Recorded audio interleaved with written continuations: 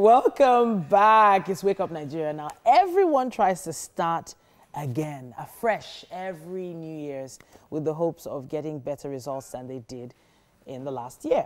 Now, Sandra Odufadiri is a marriage and relationship expert. Now, she's also she's going to be here talking to us about how to set and stick to family goals in 2019. Welcome back. Thank you. New Year. Same here. It's good to be here with you again. All right. So we had quite a lot of scintillating discussions last year, you know, and when it comes to relationships, there's so many different angles. But this issue of setting goals, I'm someone that I like to set personal goals, but I've never really liked to be held accountable for it. Okay. I don't like people, you know, telling me, okay, we set this goal and we must stick to it. You know, I've never really been like that. I feel like, you know, God's time is best.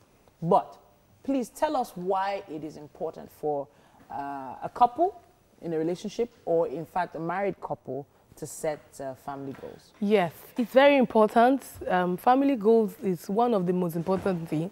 Like I always insist on my shows, coming together as husband and wife, doing things in oneness is very important. And now, how do you achieve that if you don't have goals? For instance, like we were discussing off air, some people, their plans this year is I must move into my house. I must change my children's school. The one they were going to is too expensive. Okay, I've never traveled abroad before, I must travel. Now, you have to sit down and agree on how do you raise the funds. Like my own family, today night is the day we do have our goal. We do sit down, my children, my husband, we sit down, we talk about the school. What do you think? Are we changing the school? What do we want? We always achieve a project every year. What do we want to achieve this year? What do we want to buy, or what do we want to acquire? Are we changing the car? You know, we have to agree on that. Then the children too also have their opinion. You don't just, they are also humans. You can't just be deciding with your husband in the bedroom and you have not, you know, agreed with the children. So you ask them, what do they feel about it? That's why you and my husband and I, we do it every month, this family goals thing. Okay. But the children involvement is once every year. So it's very, very important as you're starting the year. Okay, so you actually bring out a paper, maybe a notepad, and write down. You write down. I have my first daughter is our secretary, so she take notes. She writes everything we have discussed. She's 10, so she writes everything we have discussed. Then and then she keeps following up. The ones that favors her, she calls you to it. I like that. I like that. Mom, you have not been coming, because, for instance, if we are buying something.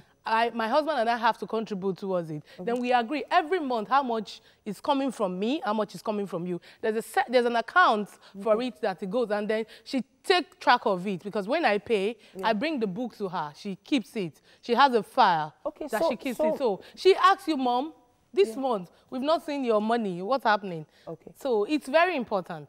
The children I like the fact that you're carrying everybody along. Exactly. You know? But then there's some things that eventually feel a bit unrealistic. So for instance, we all know, okay, we both as a couple know what our income is. Exactly. Some couples are not as open about their income as others. That's first of all. So a lot of women don't actually know what their husbands fully earn. That one is very wrong. Wow. Very, very wrong. Okay. Because if I don't know what you earn, it used to happen in my home. I didn't know what my husband earned, so I can come and ask you for 5 million. It's none of my business. Wow. Go and look for it, because I don't know what you earn. So when he was causing problem in the house, he came one day with everything and said, okay, this is it.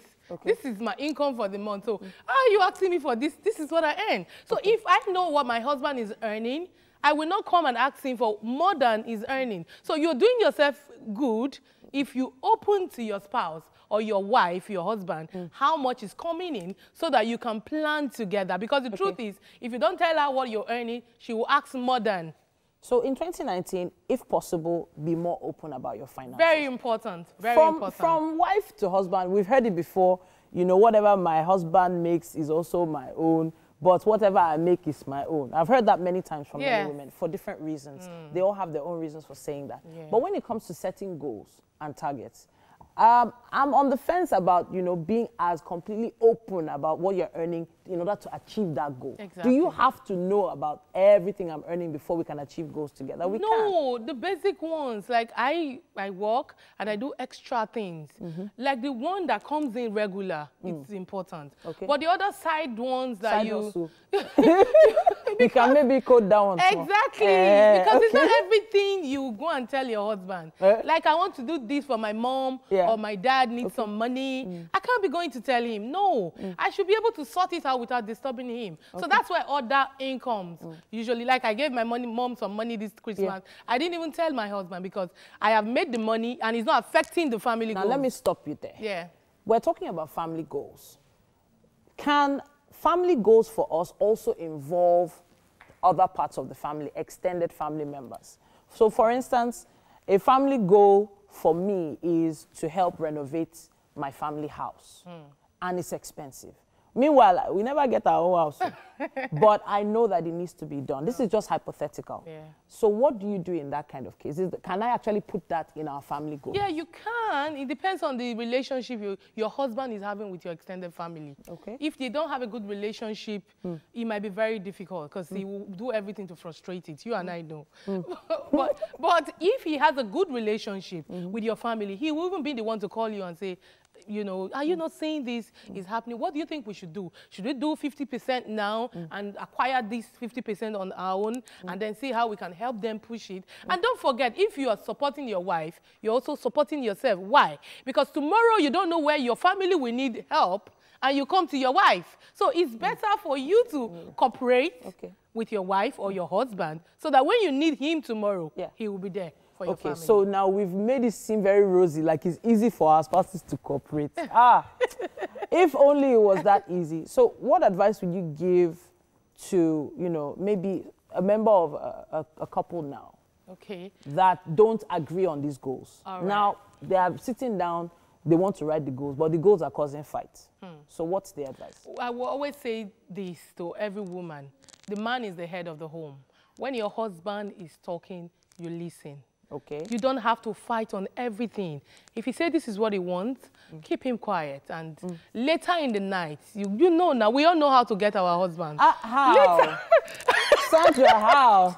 Please explain. Later in the night, you visit the other room. Okay. Yeah, don't forget, family goal is also the other room. Okay. Yes, we also plan it. Like, sometimes last week, my husband sent me a message that, I laughed when I got the message that I read it. They said it's good for a man to have sex 20 times in a month. So that means 10 times because of cancer or something. And then I replied him and said, how many times do we have it in a month? And he replied back, and I busted into laughter. So when you're planning it in your bedroom, you discuss it. It's also part of the family goal. Okay, so that must have been a broadcast. That must have been a broadcast. Exactly.